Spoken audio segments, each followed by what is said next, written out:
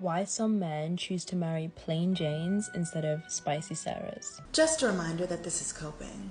This is the type of logic you develop when you're coping with not being picked. It's what 19-year-old me would say to myself if a guy that I really liked broke up with me. Well, he left because I was just too pretty, too intelligent, too stunning.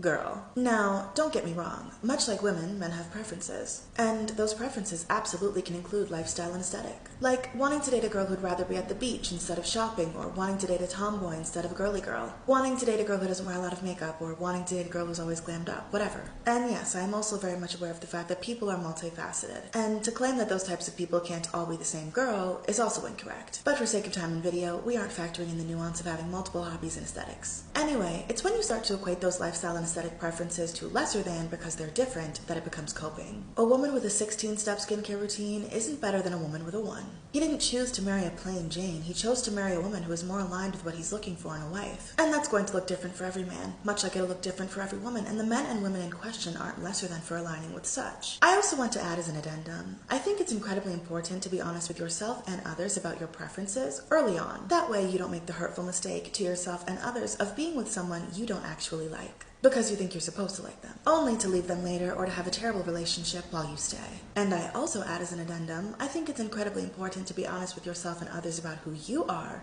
early on, so you don't make the hurtful mistake to yourself and others of attracting someone who doesn't actually align with you.